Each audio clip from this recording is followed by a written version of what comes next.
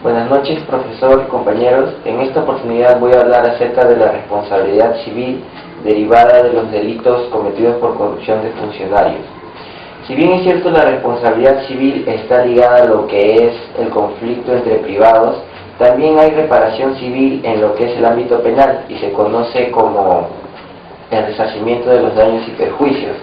En el presente trabajo lo que yo voy a hacer es analizar los requisitos de la responsabilidad civil, como vemos aquí, en casos que se han visto en las noticias, y así poder llegar a una conclusión sobre cómo se efectiviza la responsabilidad civil en las sentencias de los casos cometidos por corrupción de funcionarios.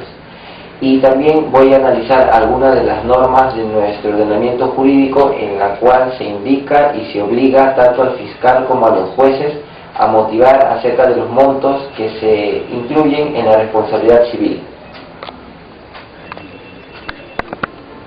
Continuando con la estructura de la exposición, el siguiente punto es hablar sobre el análisis de la reparación civil, de la responsabilidad civil, en este caso derivada de los delitos cometidos por funcionarios públicos de corrupción. La obligación legal que determina la reparación civil en un proceso penal están amparadas en tres legislaciones que yo he tomado en cuenta. La primera es el Código Penal actual, en el cual dice en el artículo 92, determinación de la reparación civil se determina conjuntamente con la pena, es decir, que está obligado el juez al momento de sentenciar al funcionario por haber cometido este ilícito penal a también indicar una reparación civil. La segunda norma en la que yo me he justificado para esta exposición es el Código de Procedimientos Penales, el nuevo, el que se está tratando de introducir en varios departamentos del país. En este caso, en el artículo 349 nos dice: la acusación fiscal deberá debidamente ser motivada y contendrá en la literal G, dice, el monto de la reparación civil de los medios embargados o incautados al acusado o tercero civil que garantizan su pago y a la persona a quien corresponda percibirlos. Y la tercera norma en la que yo me amparé fue en el antiguo Código de Procedimientos Penales, que aún se utiliza en algunos departamentos del país, en el cual nos habla de que también la parte civil debe de constituirse en el proceso y debe de indicarse también la reparación civil en la sentencia que se da al funcionario público. Aparte de estas tres normas que les he mencionado, también voy a hablar sobre un caso mediático que se suscitó hace unas semanas atrás, que fue el caso de la ex congresista Susy Díaz, en el cual vamos a ver el reportaje que hizo Cuarto Poder para luego explicarlo más adelante detalladamente. Estos casos excepcionales es el que protagoniza nada menos que la célebre vedette y ex congresista de la República, Susy Díaz, quien el pasado 13 de junio al fin terminó de pagar los 200.000 soles que debía por reparación civil. Pero son 200.000 soles que yo he pagado al Estado. 200.000 soles es bastante. Y ahorita me he caído y sola me estoy levantando. Esto da cuenta de la voluntad de pago de esta señora, por cierto, y voluntad que contrasta con la de muchos otros deudores que seguramente teniendo muchísimo más capacidad adquisitiva que esta señora y un tren de vida bastante más elevado y envidiable, ella cumple y los otros no. Un poco más camino calate en la calle, sin ropa, porque no tengo ropa que ponerme. Ese es un ejemplo, por ejemplo, ¿no? Una persona que yo no conozco que sea millonaria, ha cumplido con el monto que le ha fijado el Poder Judicial, y eso está muy bien. Es un ejemplo que en todo caso deberían seguir todos los condenados por corrupción. Como se recuerda, hace 3 años Susy Díaz fue sentenciada a 3 años de prisión suspendida por el delito de cohecho activo, es decir, por supuestamente también haber recibido dinero de Montesinos.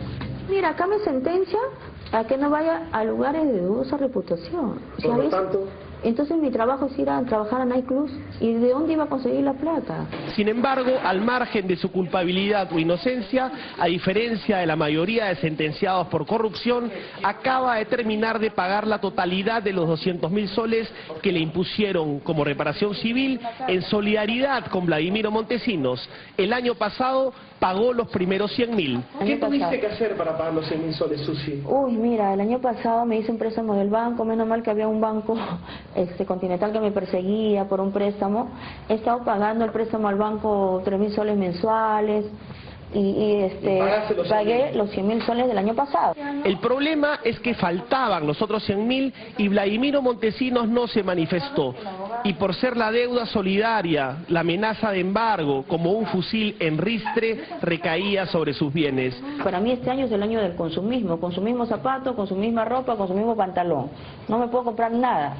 Entonces, y de ahí, y siempre me entero por la prensa primero, me llaman del diario Ajá, del diario El Trome, me dicen, oye, dice que tienes 3 días para pagar los otros 100.000 soles porque si no te van a embargar tu propiedad. ¿Qué? Digo, llamo a mi abogada me dice, exacto, me llegó un documento, 3 días para que pague los otros 100.000 soles, porque como a Vladimiro no le han encontrado nada, entonces tienes tú que correr con los otros 100.000 soles. Susi recuerda todo lo que tuvo que hacer para conseguir el dinero, además de rematar varias joyas y un departamento. Yo salí a vender besos por un sol y a veces en la calle piensa que porque uno es artista está nadando en dinero, pero no es así. Yo les digo, pero si yo también necesito 100.000 soles, me han dado 3 días, más bien te vendo un beso un sol, porque a veces en la calle Susi día propina, un sol, que no sé qué, entonces yo también estoy vendiendo besos un sol.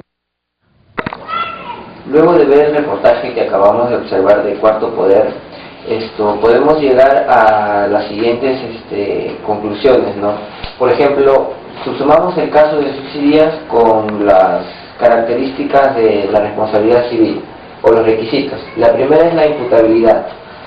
Nos preguntamos, ¿la congresista Susana Díaz era imputable a este hecho delictivo? La respuesta es sí, porque ella era congresista y como tal tenía la capacidad para responder por los hechos y las funciones a las que ella estaba encomendada. El segundo requisito es la ilicitud.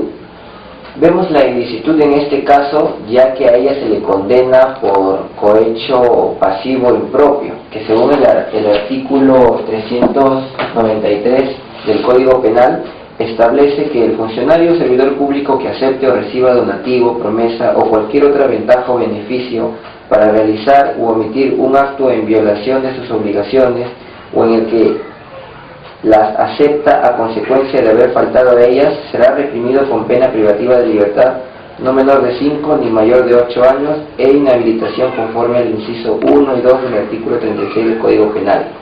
Esto quiere decir que, resumiendo el caso, Susi Díaz recibió dinero de Montesinos para que no se acercara, para ausentarse a una sesión del Congreso en donde se iba a debatir algo muy importante. Esto lo puede concluir de acuerdo al expediente 1516-2008. Si bien es cierto, esta no es la sentencia que se le dio a Susi Díaz porque no la encontré, sí encontré el recurso de nulidad que se presentó y la opinión que da el fiscal sobre lo que solicita la Procuraduría Anticorrupción para lo que es el monto de la reparación civil y la calificación del hecho delictivo, en el cual en la parte donde dice hechos imputados se dice que Susana Díaz recibió $20.000 para el viaje a la ciudad de Tacna, así como también recibió $15.930 para el blindaje de su camioneta y también recibió el monto de $4.600 para solventar los gastos de su viaje a la ciudad de Tacna. Esto quiere decir que si bien si fue inocente o si fue culpable, se declaró al final la reparación civil que ella tenía que pagar, y si bien ella no llevaba una vida muy ostentosa como otros funcionarios que en la actualidad no pagan su reparación civil, ella hizo todo lo posible para cancelar esta deuda. El tercer punto que vemos acá es la atribución. ¿Se le puede atribuir este hecho ilícito a la ex congresista Susana Díaz? Pues la segunda fiscalía en lo penal y en este informe, como lo dice, a ella sí se le puede atribuir esta conducta ya que ella era funcionaria pública, era congresista de la República, entonces su conducta ilícita se subsume a lo que el Código Penal establece. El cuarto es el nexo causal. ¿Dónde encontramos el nexo causal entre la ex congresista Susana Díaz y el hecho delictivo de corrupción de funcionarios públicos? El hecho de que ella haya recibido dinero y esté probado tanto en las declaraciones de la señora Marta Pinchi como de Montesinos, hace que ya exista un nexo entre el hecho delictivo y lo que hizo el agente, en este caso la ex congresista, al recibir el dinero para no acercarse al pleno del Congreso. Y el quinto es el daño. En este caso, el daño que podemos observar es al bien jurídico protegido, en este caso la administración pública y por ende el Estado. Entonces, al ser el sujeto pasivo del Estado, es a él a quien se le debe de dar la reparación civil. Y en este caso, a ella, tanto a ella como a Montesinos de forma solidaria se le sentenció a 200.000 soles, pero a Montesinos, al no manifestarse en este caso, todo cayó en cuenta a Susy Díaz, y por eso vimos en el reportaje que ella buscó las distintas maneras para tratar de cancelar esta deuda y esta reparación que tenía con el Estado.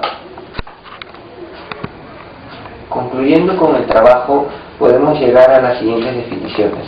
Por ejemplo, la reparación civil es la responsabilidad civil atribuida al actor del delito y por ende su autor debe responder por las consecuencias económicas de su conducta.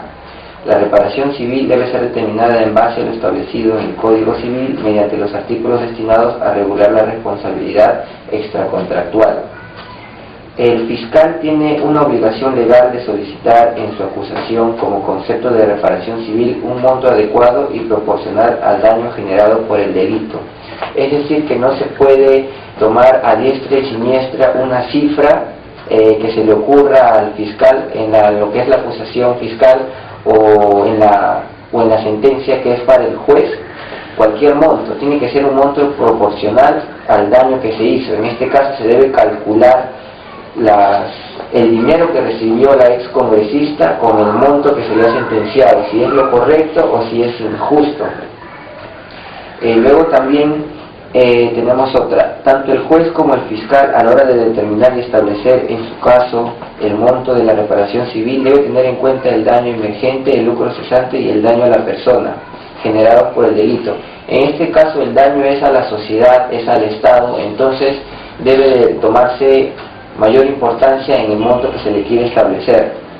Luego sería interesante analizar la posibilidad que sean los fiscales especializados en materia civil quienes intervengan en los procesos penales solo para emitir dictámenes en cuanto a la determinación de la responsabilidad civil dentro del proceso penal.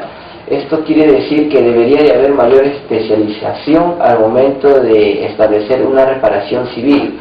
Debería de darse un mayor énfasis al peritaje, a la investigación económica, a la situación de la persona a la que se le va a imputar la responsabilidad civil para que al final y al cabo pueda responder, ¿no? ¿De qué sirve que los jueces sentencien reparaciones civiles que, como en la actualidad sucede, funcionarios que tienen dinero no pueden pagarlas?